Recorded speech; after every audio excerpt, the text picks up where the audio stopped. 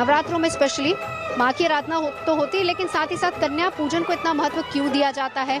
अगर हम बंगाल की बात करें तो दुर्गा पूजा में अष्टमी के दिन कुमारी पूजा होती है, उसका महत्व क्या होता है? इन सब पर आज हम अपने खास मेहमानों से चर्चा करेंगे।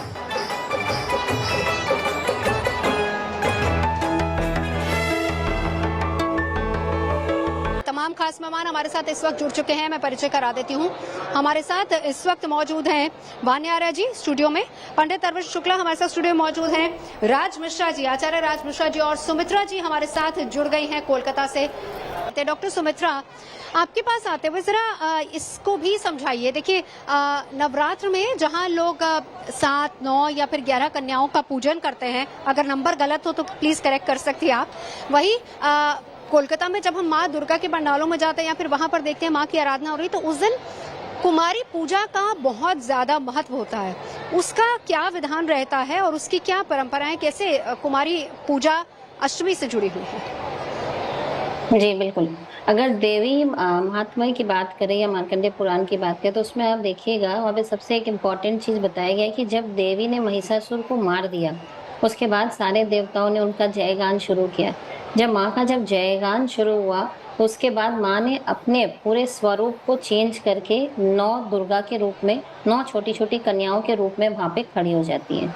तो जब जैसे ही वो 9 कन्याएं बन जाती हैं तो इसलिए क्या होता है, हम लोग उसको रिलेट करते हैं प्रतीकात्मक रूप से भी और धर्म से भी उसको जोड़ते हैं कि अगर हम वो 9 गर्ल्स को अगर हम उस दिन पूजा कर रहे होते हैं तो कहीं ना कहीं उस समय माँ की ऊर्जा, आस्था, सब कुछ उसके अंदर समन्वय रहता है उनके अंदर।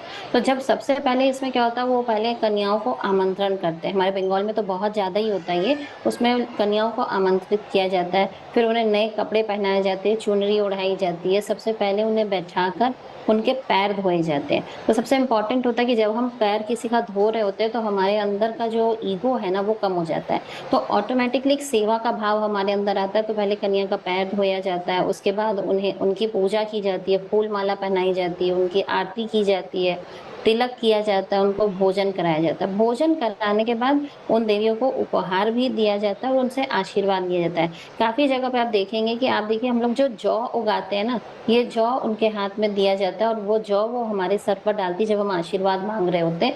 तो वो जौ जब हमारे सिर पर डालते हैं तो उसको हम ले जाकर अपने जो भी you can say money box है या जो भी ऑस्पिशियस जगह, वहां हम उसे रखते हैं कि वो आशीर्वाद हम पे माँ का हमेशा बना रहे।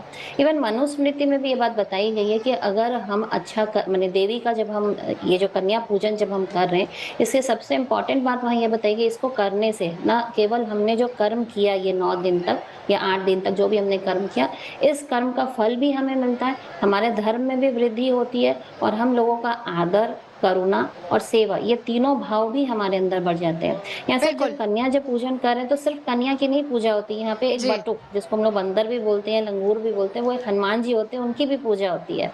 इससे भी रिलेटेड एक कथा है कि जब रामायण होती है, रामायण में आप देखिएगा जब राम जी के साथ बिल्कुल, मैं कथा सुनूंगी आपसे सुमित्रा जी। सुमित्रा जी, मैं आपसे कथा सुनूंगी, लेकिन इसके साथ साथ एक और सवाल कि जब माँ दुर्गा का पंडाल में मैंने अक्सर देखा है कि कुमारी पूजा होती है। ये तो आपने 9 कन्याओं का विधान हमें बताया, लेकिन कुमारी पूजा का मतलब उसमें केवल एक ही कन्या होती है जिसकी पूजा की जाती है, वो थोड़ा सा और बताइए हमें। हाँ, वो उनको प्रतीकात्मक रूप से देवी का ही स्वरूप माना जाता है। जैसे मैंने क्या बताया, महिषासुर को मारते ही देवी वहां खड़ी होती है तो उनकी पूजा होती है। पर क्योंकि वो 9 छोटी छोटी कन्या बनती है इसलिए 9 कन्याओं की पूजा हुई, लेकिन वो प्रतीकात्मक रूप से एक स्त्री है, एक बच्चा है, तो इसीलिए एक लेडी, एक बच्चे को लिया जाता है और उसी पे ही हम जैसे दुर्गा के स्वरूप को हम मानते हैं कि वही अम्बा देवी है और उन्हीं को बैठाकर उन्हीं की पूजा की जाती है। खासतौर से ये बंगाल में ही ज्यादा होता है। हमारे जैसे अगर बेलूर मठ की बात करें जहाँ पे बहुत भव्य रूप से होता है, तो प्रतीकात्मक रूप से सिर्फ देवी उन्हीं को मानी जाती है क्योंकि वही मेन स्वरूप है अम्बा देवी का। जी, क्या चीज बहुत इम्पोर्टेंट रहती है अष्टमी और नवमी की पूजा में? कैसे करें पूजा, क्या है विधान? जी, आप देखिएगा जब हम लोग ये कलश स्थापना करते हैं तो हम लोग जौ भी उगाते हैं अष्टमी के दिन, लेकिन हम लोग उस जौ को नहीं तोड़ रहे होते, जैसे कि मैंने थोड़ी देर पहले ही बताया था। नवमी के दिन हम उस जौ को निकालते हैं, इसी से फिर विजयदशमी के दिन पूजा होती है। अब ये जो जौ होती है, जब हम नवमी के दिन जब कन्या को खिला रहे होते हैं तो हम ये जौ उनके हाथ में देते हैं। अंत में जब वो हम उनको खिला देते हैं उसके बाद वो ये हमारे सर पर देती हैं या हमें हाथ में भी देती हैं। इसे हम प्रतीकात्मक रूप में, क्योंकि हम रख देते हैं हमारे कोई भी वॉलेट या फिर जहाँ पे हम पैसा रखते हैं। आप देखिए जौ या दूब एक ऐसा चीज है जो बहुत फास्ट ग्रो करता है, तो ये ग्रोथ और ऑस्पिशियस का काफी इंपॉर्टेंस इसके साथ जोड़ा गया है। इसलिए देखिए दूर्बा भी हम चढ़ाते हैं। दुर्गा जी को ऐसे हम लोग दूर्बा नहीं चढ़ाते, पर आज आप वहां जहाँ खड़ी होंगी आप देखिएगा माँ के हाथ में अष्ट दूर्बा भी है। 8 दूर्बा होता है उनके हाथ में। ऐसे हम लोग उनको नहीं चढ़ाते, बट इसका भी बहुत महत्व है।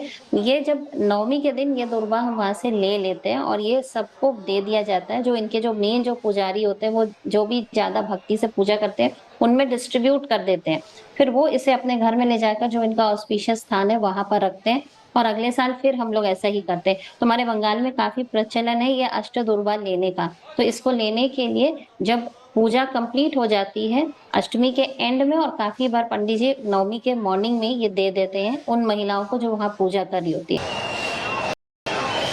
चलिए, आप तमाम खास मेहमान हमारे साथ जुड़े, चर्चा के लिए बहुत बहुत शुक्रिया। लेकिन उत्सव के सारे रंग आपको GNT पर लगातार हम दिखाते रहेंगे, चाहे वो दिल्ली के मिनी बंगाल CR पार्क से दुर्गा पूजा उत्सव की तस्वीरें हो, रामलीला की तस्वीरें हो, या फिर कोलकाता से दुर्गा उत्सव हो। हर रंग हर तस्वीर आपके साथ होगी, आपके लिए हम लेकर आएंगे GNT पर, क्योंकि उत्सव मतलब गुड न्यूज टुडे। एक ब्रेक, देखते रहिए गुड न्यूज टुडे।